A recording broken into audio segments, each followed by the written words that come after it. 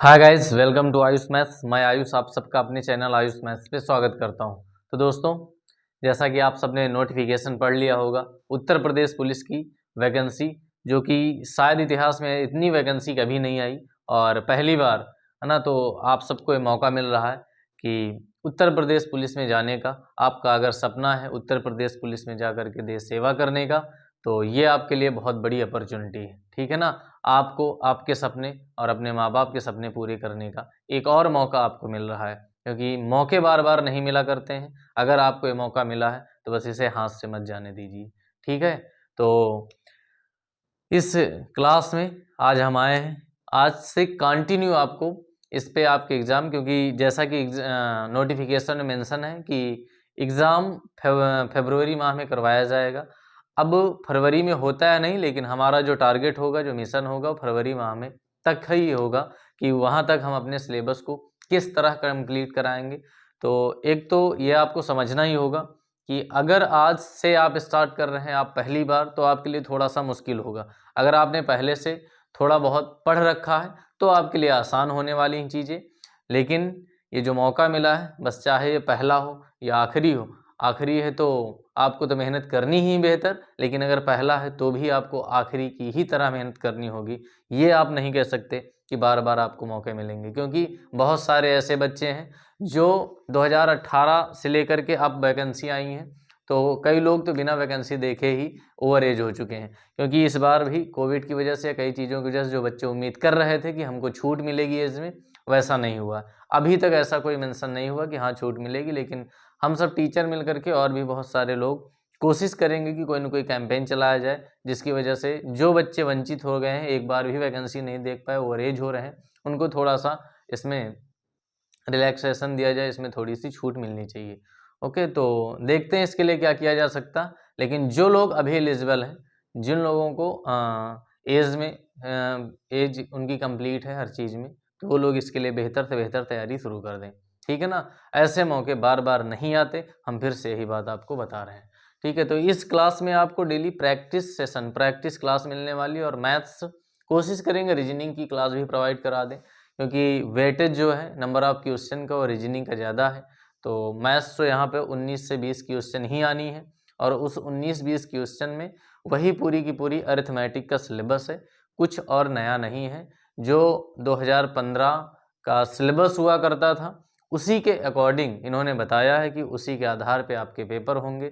Syllabus पूरा का पूरा वही है, तो कोई नई चीज़ अभी इसमें मेंशन नहीं की गई।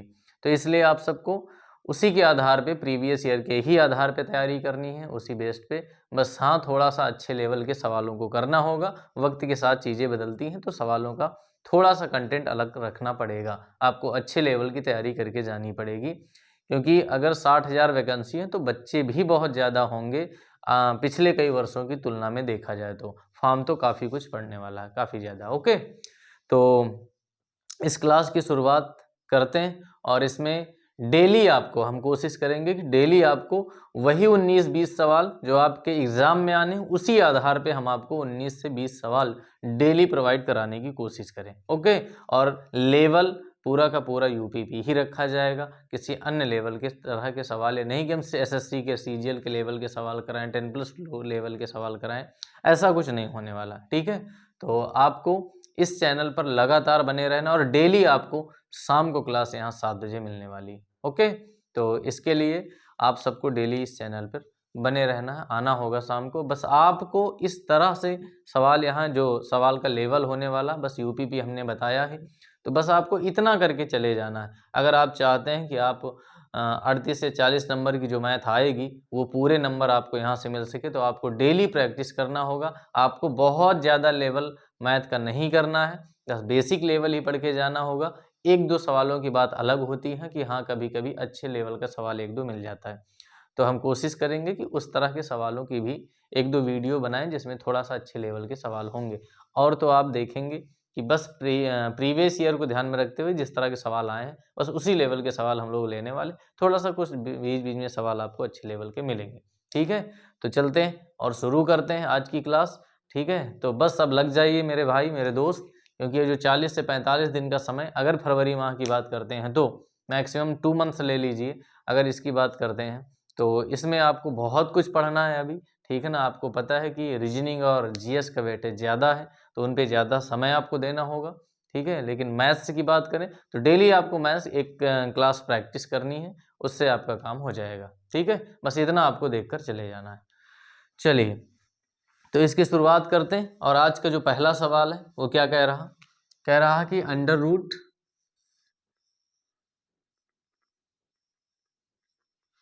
1089 और प्लस 279 कितना है, 279, इसकी वैल्यू आपसे पूछी। चलिए आप कोशिश करें कि इसका आंसर क्या होगा, ठीक है।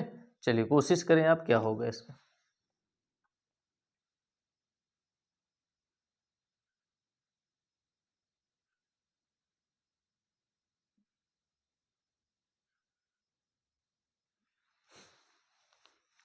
आ गया होगा।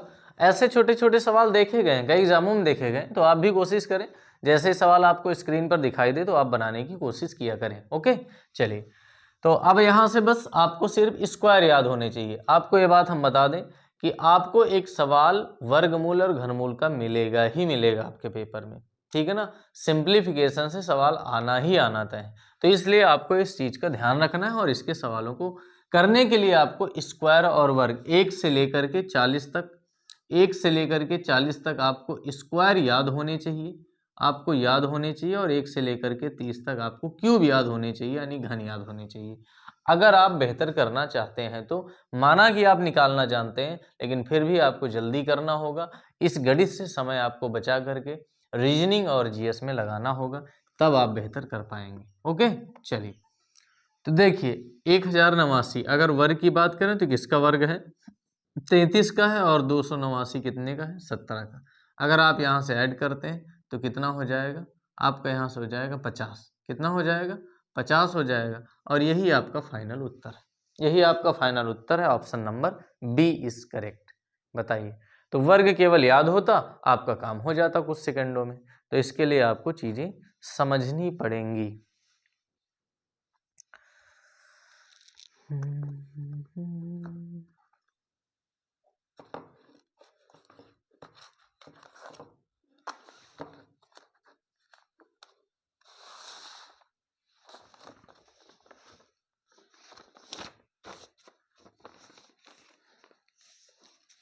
चलते हैं आगे नेक्स्ट क्वेश्चन की ओर। अगला सवाल क्या है देखते हैं।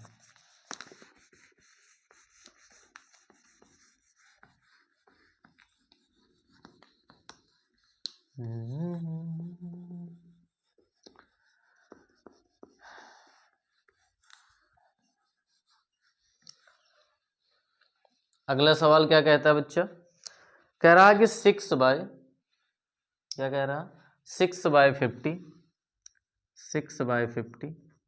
और is equal to under root question mark upon 200। तो आपसे ये कह रहा कि बताइए क्वेश्चन मार्क की जगह क्या होगा, क्वेश्चन मार्क की जगह क्या होगा। चलिए बताइए क्या होगा क्वेश्चन मार्क की जगह।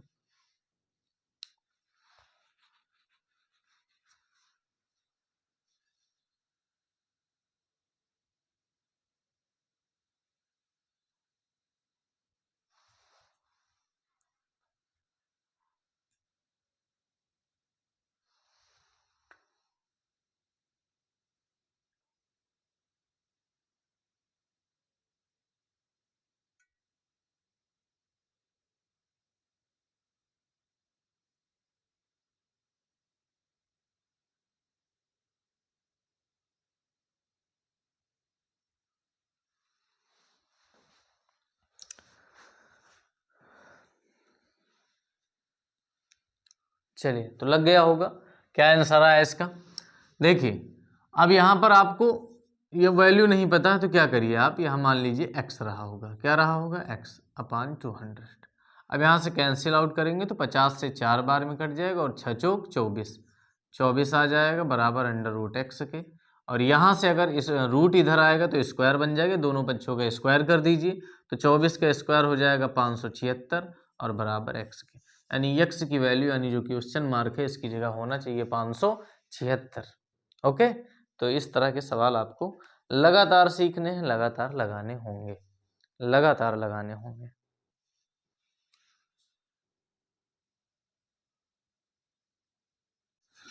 चलिए अगला सवाल लगाइए और लगा करके दिखाइए क्या होगा इसका आंसर। ओके चलिए।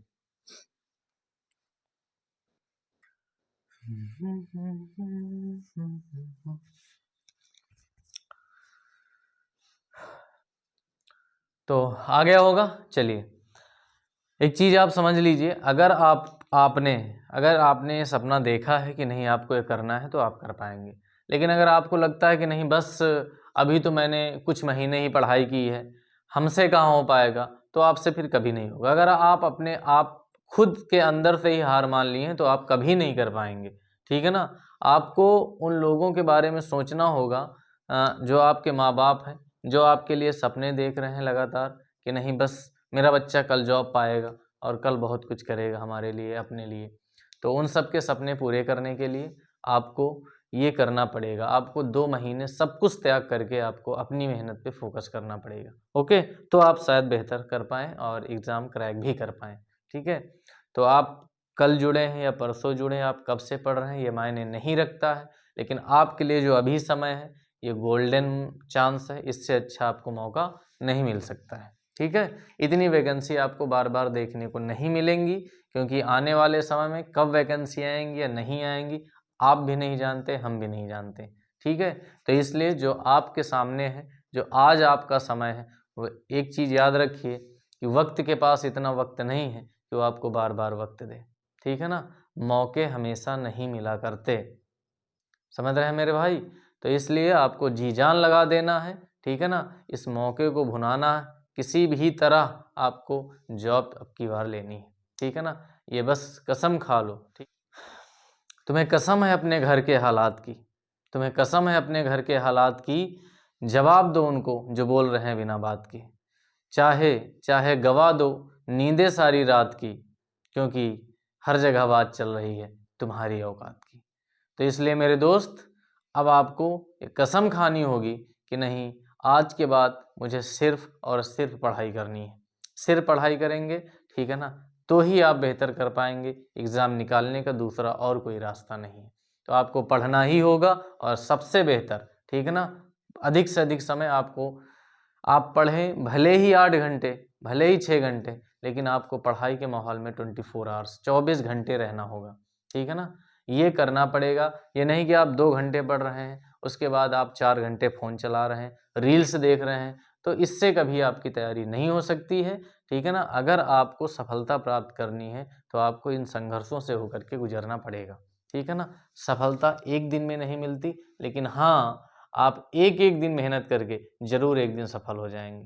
ठीक है, तो इन सब चीज़ों को ध्यान रखिए और अपनी पढ़ाई को फोकस करिए, बेहतरीन करिए। ओके चलिए, तो सवाल कह रहा है कि यदि 2 संख्याओं का योग a है, यदि 2 संख्याओं का योग a है और उनका गुणनफल b है तो उनके व्युत्क्रम का योग बताइए। देखिए हम आपको इसका कॉन्सेप्ट बताते हैं पहले जल्दी से, कि मान लीजिए एक संख्या x है और एक संख्या y है। इन्होंने कहा दोनों संख्याओं का योग जो है वो a, क्या है मेरे भाई, a है। फिर उन्हीं दोनों संख्याओं का प्रोडक्ट दिया है, गुणनफल दिया है, कितना, b दिया है। अब इनके व्युत्क्रम का, इनके इनवर्स का वो सम पूछ रहा है। तो अगर हम इसके इनवर्स की बात करें तो 1/x हो जाएगा। अगर हम y के इनवर्स की बात करें तो 1/y हो जाएगा। हमसे ये पूछा जा रहा है ये। तो ये आप कब निकाल सकते हैं, जब इनके डिनोमिनेटर इक्वल हो जाएंगे। किसी भी भिन्न को जोड़ा या घटाया तभी जा सकता है जब उसके हर बराबर होते हैं। तो x को इधर मल्टीप्लाई करिए और y को इधर, तो हो जाएगा ऊपर x + y और अपान में हो जाएगा x × y। अब आप मेरे भाई ये देख कर बताएं कि क्या तुम्हें x + y पता है। तो हाँ, आपको x + y दिया गया है कितना, a, और x × y कितना दिया गया, b, यानी दोनों के इनवर्स का सम जो हो जाएगा वो a/b हो जाएगा और आपका ऑप्शन नंबर इज करेक्ट हो जाएगा। कौन सा, सी ऑप्शन आपका सही हो जाएगा। बताइए, तो अब आपको क्या करेंगे, एग्जाम में इनकी जगह पे संख्याएं दे दी जाएंगी। कहा जाएगा कि इन्हीं 2 संख्याओं का योग 11 है और उनका प्रोडक्ट यानी मल्टीपल आपको 18 दे दिया जाएगा और कहा जाएगा उनके व्युत्क्रम का योग बताइए। तो दोनों का योग हमेशा ऊपर रखना और उनका गुणनफल नीचे। अगर आपको डिफरेंस दिया है तो डिफरेंस ऊपर रख दीजिएगा, यानी अंतर रख दीजिएगा। तो आप ऐसे सवालों को बार बार देखेंगे, एग्जामों में भी आए हैं और आगे भी आने की संभावनाएं हैं। ओके, तो इसे जल्दी से नोट करें और नेक्स्ट क्वेश्चन लगाने की कोशिश करें। अगला सवाल बताएं कैसे बनाएंगे। ठीक है, नेक्स्ट।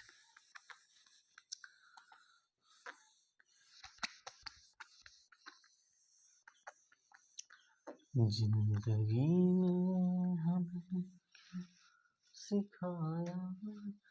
कह रहे हैं कि यदि 16 व्यक्ति एक दीवार 15 दिनों बना सकते हैं तो 8 दिनों में इसे बनाने के लिए कितने व्यक्तियों की आवश्यकता होगी।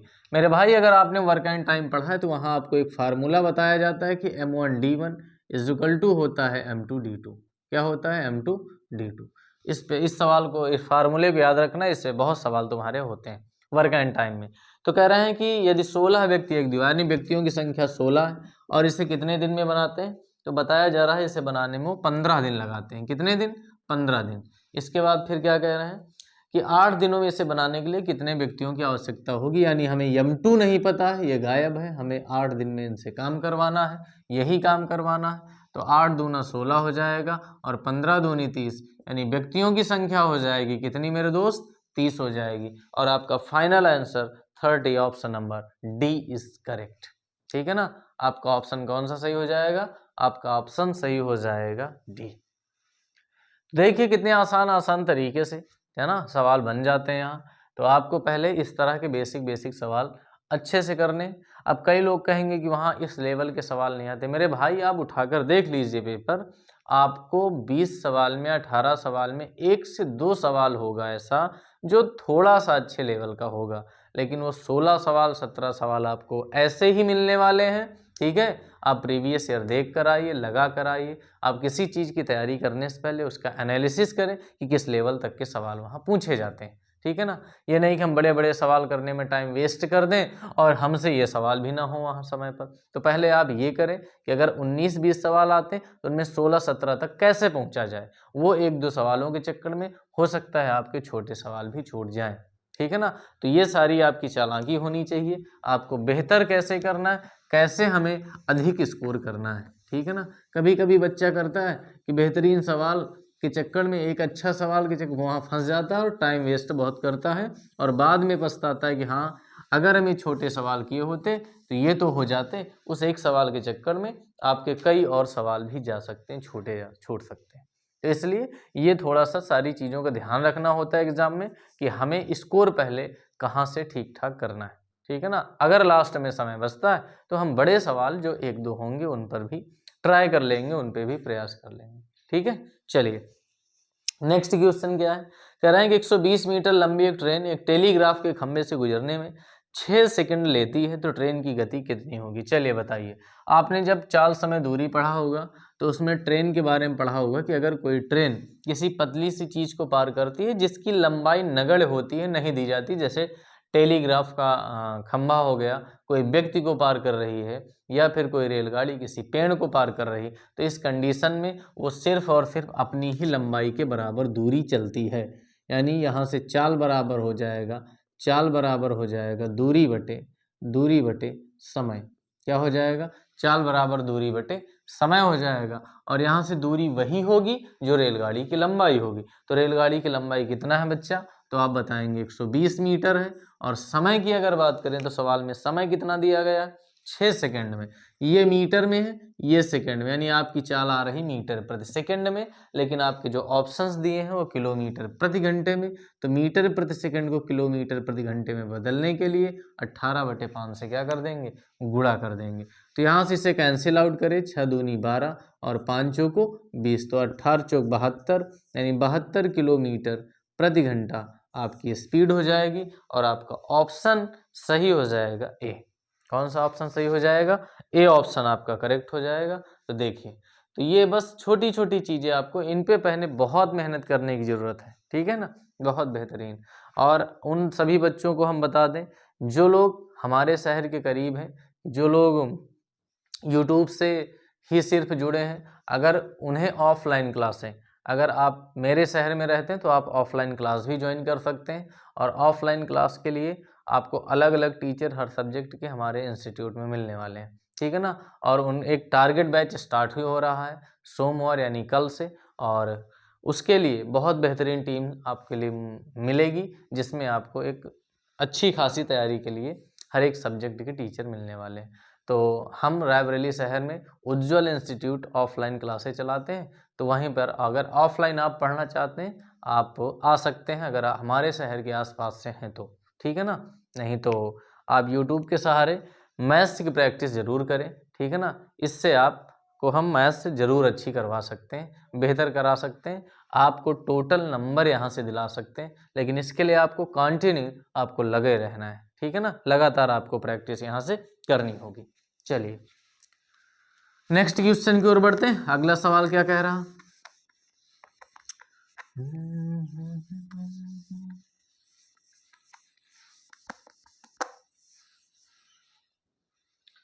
अगले सवाल में कहा गया कि बिक्री मूल्य पर लाभ 20%, तो लागत मूल्य पर लाभ का प्रतिशत कितना होगा। ये सवाल जितना छोटा है ना मेरे भाई, उतना ही ज्यादा गलत होता है। आपको लगता है कि हाँ एक लाइन का तो सवाल है, ये बहुत गलत होता है, ठीक है ना। देखें हम बताते हैं। कह रहे हैं कि बिक्री मूल्य का लाभ जो 20% है, विक्रय मूल्य पर लाभ 20%। देखो 20% का मतलब क्या होता है बच्चा, 1/5 क्या होता है। अब ये देखो 5 पर 1 लाभ, लेकिन ये कह रहे हैं कि लाभ जो विक्रय मूल्य पे, यानी आपका विक्रय मूल्य 5 है। ध्यान से समझना इस चीज को, आपका विक्रय मूल्य कितना है, और आपने जब 5 रुपए में बेचा है तो आप 1 रुपए लाभ प्राप्त कर चुके हैं। इसका मतलब आपने कितने में खरीदा, 4 में। यानी जो सीपी और एसपी का अनुपात है वो 4:5 है।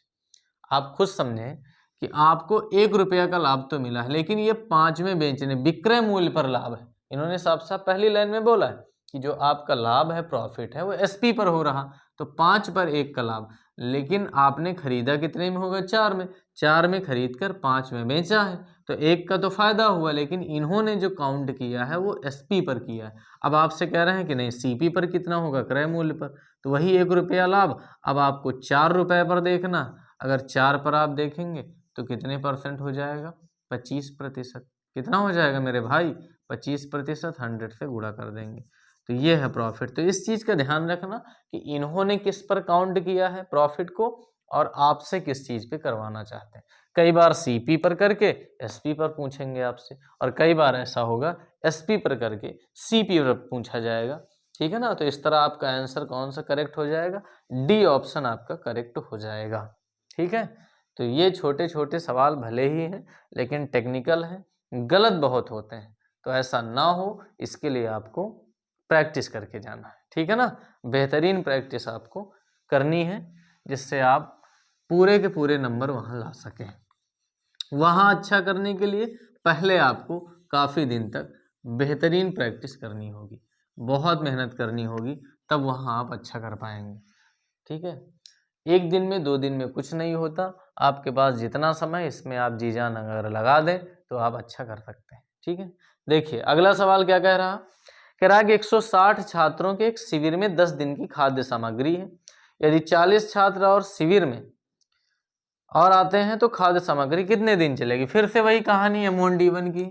आप इसको ऐसे समझो कि कुछ लोगों का काम है भाई, खाद्य सामग्री यानी भोजन जो कर रहे हैं वो एक काम ही तो कर रहे हैं। 160 छात्रों के लिए 10 दिन का भोजन है। ये भी कह सकते हो कि 160 छात्रों के लिए 10 दिन का काम है।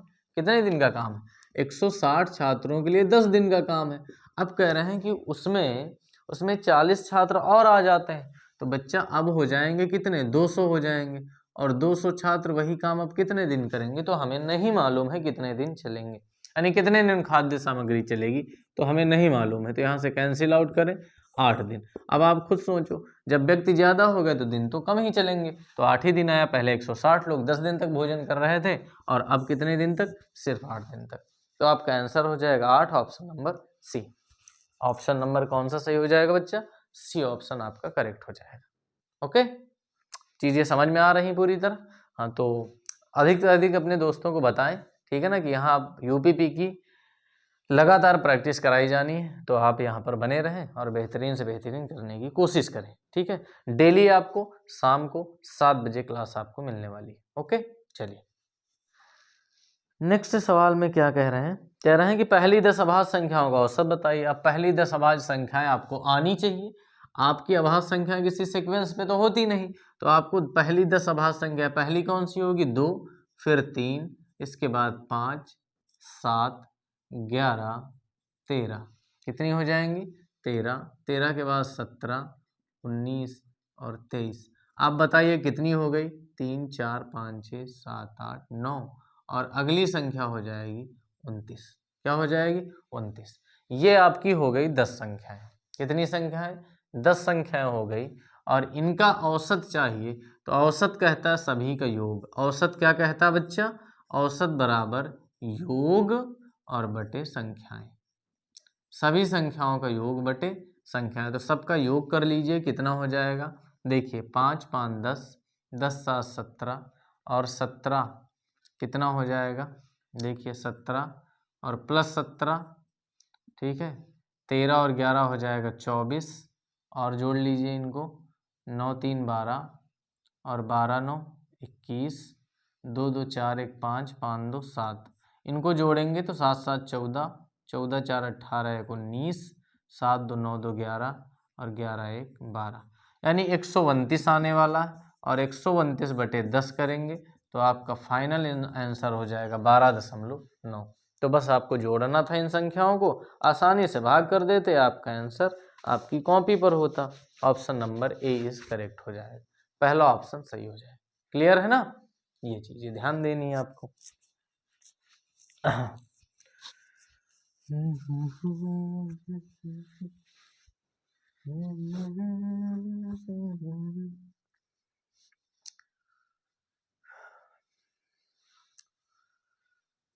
चलिए अगला सवाल बताइए, क्या होगा इसका आंसर? बताइए बताइए। एचसीएफ आपने पढ़ा होगा, तो एचसीएफ का सवाल है आपके सामने, और बताइए एचसीएफ कैसे निकालेंगे। ठीक है, बताइए जल्दी से बताइए सभी लोग। आपके आंसर नहीं आ रहे हैं कमेंट बॉक्स में। अब इनके आंसर नहीं आएंगे तो फिर किसके आएंगे?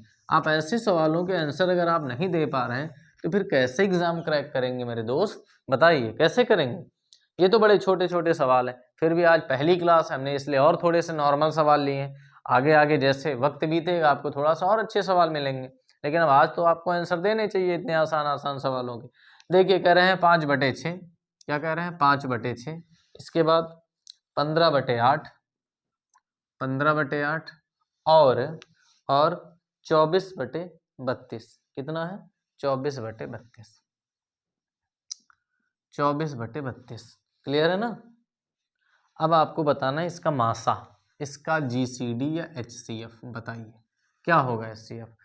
क्या आपको पता है भिन्नों का जब मासा कहा जाता है तो भिन्नों का मासा क्या होता है? भिन्नों का मासा होता है अंशों का मासा, एचसीएफ ऑफ न्यूमिनेटर, अंशों का मासा, और बटे हरों का लासा। डिवाइड में क्या रहेगा? डिनोमिनेटर का एलसीएम, लासा। तो बताइए 5, 15 और 24 का मासा, तो मासा कितना हो जाएगा बच्चा? 1। कितना हो जाएगा? 1 हो जाएगा। इसके बाद एलसीएम लेना है इनका, तो 6, 8 और 32 का, क्या 32 होगा तो 6 से नहीं कटेगा, तो क्या हो जाएगा? 64। 64 होगा? बताइए, नहीं होगा? 6, 8 और 32 का एलसीएम निकाल लीजिए।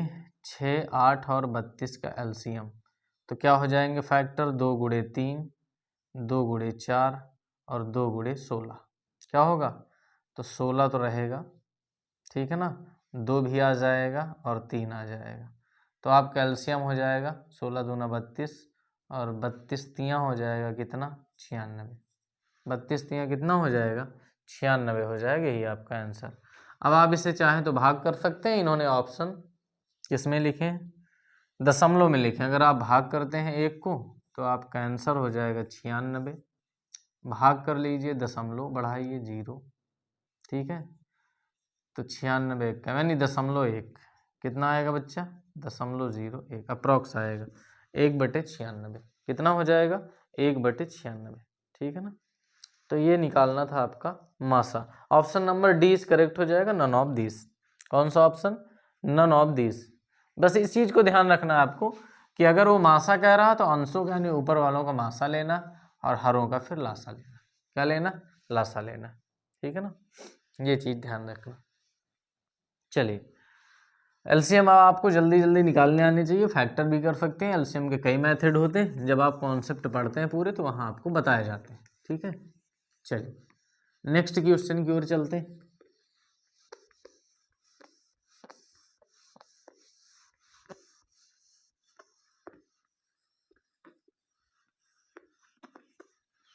अगले सवाल में क्या है? अगला सवाल कह रहा कि एक संस्थान में 1240 कर्मचारी हैं जिनमें से 25% की पदोन्नति हो जाती है। ऐसे कितने कर्मचारी हैं जिनकी पदोन्नति हुई है? तो बताइए, कितना आसान सवाल है। अगर 1240 हैं तो 1240 का 25% की हुई है। कितने की हुई है? 25% की हुई। यही कह रहे हैं कि कितने नंबर में कितने हुई है, तो 25% निकाल लीजिए। 25% जब आप निकालेंगे तो 25 चौको 100 हो जाएगा और 4 तियां 12 और 4 एक कम, यानी 310 लोगों की ही पदोन्नति हुई है। और ये आपका ऑप्शन सही हो जाएगा, सी। बताइए, कितना आसान सा सवाल, कितना प्यारा सवाल है, बताइए। तो आपसे बन सकता है तो बनाइए ऐसे सवालों को, नहीं बनता तो सीखिए, ध्यान दीजिए और आगे फिर सवालों को लगाने की कोशिश करें। चलो नेक्स्ट क्वेश्चन की ओर चलते हैं। अगला सवाल क्या कह रहा?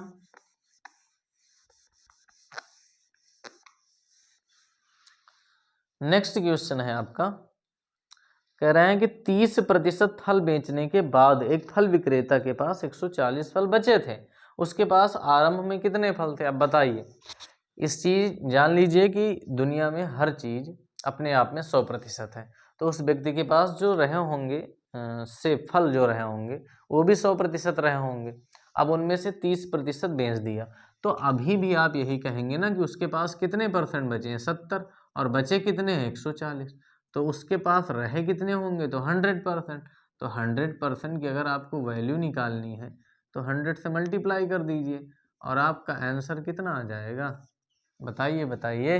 200 आएगा। कितना आएगा? 200। तो इस तरह के सवालों में बताइए, कहीं समस्या लग रही है आपको? कुछ भी कठिन नहीं होता, बस आप ठान लें। ठीक है ना, जिस दिन आपने ठान लिया कि मुझे यही जॉब चाहिए तो फिर आसानी से मिल जाती है। लेकिन हाँ, अगर आपके मन में डर है, आप में उत्साह नहीं है, साहस नहीं दिखा रहे हैं आप अपने प्रति, तो फिर दिक्कतें हैं। ठीक है, इन सब चीज़ों से ऊपर उठना होगा। आपको अपने काम पर फोकस करना होगा और फोकस जब करेंगे अपने काम पर तो बेहतर से बेहतर होगा ही होगा। ठीक है ना, आज नहीं तो कल अव्वल आप बनेंगे और बेहतरीन करेंगे। ठीक है, तो बस वो डर हटाइए। आप कई लोगों के दिमाग में होगा कि बहुत सारे फॉर्म पढ़ने वाले हैं, तो पढ़ने दीजिए, भीड़ कहाँ नहीं है। बताइए, आप इस डर से कब तक भागते रहेंगे? कब तक कंपटीशन से भागते रहेंगे? ठीक है ना, कोई ना कोई तो भाग ही रहा है। अगर आप नहीं भागेंगे तो कोई ना कोई आगे तो निकलेगा ही। तो इसलिए आपको हमेशा से, है ना, पहले अपने आप से जीतना है, उसके बाद फिर दुनिया हार ही जाएगी, कोई दिक्कत नहीं। तो खुद से जीत लीजिए अपने आप को। पहले अपने मन में विश्वास कर रखिए कि हाँ हम कर सकते हैं और आप ही कर सकते हैं। ठीक है ना, आप कर सकते हैं, इस बात का विश्वास है तो फिर जरूर होगा। चलें नेक्स्ट क्वेश्चन की ओर बढ़ते हैं। अगला सवाल क्या कहता है? कह रहे हैं कि 750 रुपए की अंकित कीमत वाली कमीज छूट के बाद 660 रुपए में बेची गई थी। इसमें कितने प्रतिशत छूट दी गई? बताइए। जो एमपी है यानी अंकित मूल्य वो 750 है, यानी कोई व्यक्ति लेने गया तो 750 रुपया है, लेकिन जब इसको बेचा जा रहा तो 660 में, यानी एसपी जो है वो 660 रुपये, यानी बेच कितने में दी गई? 660 रुपये में। तो छोड़ा तो है इसने, छूट का प्रतिशत आपको जो रेट चाहिए वो डिस्काउंट का चाहिए, तो छूट का प्रतिशत कहता है छूट। तो बताइए कितना छोड़ा है इसने? ठीक है ना, तो आप क्या बताएंगे? यहाँ 90 रुपया छोड़ दिया। कितना छोड़ दिया? 90 रुपये छोड़े हैं। किस पर छोड़े हैं? 750 पर, गुणे 100। तो आप इसे कैंसिल कर दीजिए। 15 पचे 75, 15 छक्का 90, 5 दूना 10, यानी कितने प्रतिशत? 12% की छूट मिली है। और आपका ऑप्शन ए इज करेक्ट, पहला ऑप्शन सही हो जाएगा। क्लियर है ना, समझ में आ रही सारी बातें? तो फिर एक बार लाइक तो कर ही दीजिए, इतना तो बनता है ना कि आपको फ्री में बेहतरीन बेहतरीन कंटेंट मिले, क्लासें मिले और क्या आपसे कहा जाता है ना। आप जब रील्स देखते हैं तो बिना बोले बहुत कुछ आप वहाँ लाइक करते रहते हैं, लेकिन जब आपके लिए कोई मेहनत करता है तो फिर उसमें आप क्यों इस तरह की गुस्ताखी करते हैं? बताइए बताइए, करना चाहिए कि नहीं? चलिए, फिर भी आपको जो सही लगे वो करें बच्चा, लेकिन हम आपके लिए तो लगातार मेहनत करते ही हैं, ठीक है, और करते रहेंगे। बस किसी तरह आपका कहीं ना कहीं कोशिश यही रहती है कि इस वैकेंसी में आपका सिलेक्शन हो जाए। हर एक टीचर यही सोचता है कि बस उसके बच्चों का सिलेक्शन हो जाए, और क्या चाहिए एक टीचर के लिए, इससे बड़ी कोई खुशी नहीं होती। ठीक, तो अगला सवाल क्या कह रहा है? कह रहा है कि वो कौन सा 15/√5+2 का सही परिमेय। कितना बढ़िया सवाल है, 15/√5+2, ठीक है ना। घातांकरण, आपको सरलीकरण, ये सब चैप्टर बहुत अच्छे से पढ़ना है, इसको सरल करना है। कितना आसान है। जब भी आपको इस तरह का सवाल मिले तो हमेशा इसकी संयुग्मी से गुणा कर दीजिए। किससे कर दीजिए? संयुग्मी से। तो √5 - 2 इसका संयुग्मी हो जाएगा √5 - 2। तो आपका आंसर क्या आएगा मेरे दोस्त? तो आप कहेंगे सर ये तो फार्मूला है a+b × a-b, तो हो जाएगा a² और -b², यानी 2 का स्क्वायर कितना हो जाएगा? 4। कितना हो जाएगा? 4। √5 का 5 हो जाएगा। तो ये तो आ गया 15/√5 - 2। किस तरह के ऑप्शन अब देख लीजिए आप। तो आपका ऑप्शन कोई है इस फॉर्म में? बताइए, कोई ऑप्शन है इस फॉर्म में? अगर आप 15 को अंदर गुणा भी करते हैं तो 15×5 = 75 हो जाएगा, और 15 दूनी 30 हो जाएगा। कितना हो जाएगा? 15 दूनी 30 हो जाएगा।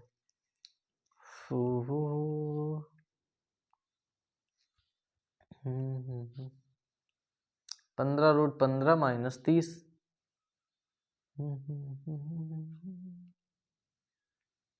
ठीक है, कुछ नहीं करना, बस अंदर मल्टीप्लाई कर दीजिए। तो 15√15 5 हो जाएगा, और -15 दूनी 30 कर दीजिए, और इसमें कुछ नहीं करना, आपका ऑप्शन मिल जाएगा सी। कौन सा ऑप्शन मिल जाएगा?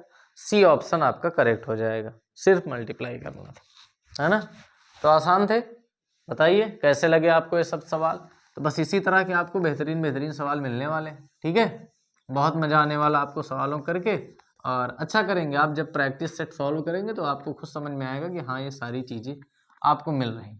ओके, नेक्स्ट क्वेश्चन की ओर चले। ऋषि ने किसी परीक्षा में कुल 75 अंकों में से 66 अंक प्राप्त किया। कितने? 75 में 66। तो ऋषि द्वारा प्राप्त अंकों का प्रतिशत क्या है? अब बताइए, 75 में से कितने अंक लाए हैं वो? 66। तो कितने प्रतिशत? उसके अंकों का परसेंटेज चाहिए। तो 66 नंबर हैं कितने में बच्चा? 75 में। परसेंटेज के लिए 100 से गुणा 25 × 75, 25 चौको 100, 3 दूना 3 दूना, यानी 22 चौक 88% नंबर हैं उस लड़के के, और आपका ऑप्शन सही हो जाएगा भी। तो ये सभी के सभी सवाल आपको कैसे लगे कमेंट बॉक्स में कमेंट करके जरूर बताएं। कल आपसे फिर मिलेंगे इसी समय, ठीक है ना। तो तैयार रहिए लगातार प्रैक्टिस सेशन के लिए। लगातार आपको डेली यहाँ आना है इस चैनल पे और लगातार प्रैक्टिस करें। ओके, और भी अपने सभी दोस्तों को बताएं, ठीक है। ऑफलाइन क्लासें कल से कंटिन्यू हो रही हैं, टारगेट बैच चल रहा है, ठीक है ना। बेहतरीन कंटेंट के साथ PDF नोट्स, आपको हर एक चैप्टर वाइज आपको नोट्स भी वहाँ प्रोवाइड कराए जाएंगे। तो जो लोग शहर के पास से हों जरूर जुड़े उज्ज्वल इंस्टीट्यूट से। ओके, चलिए bye bye, take care, good night.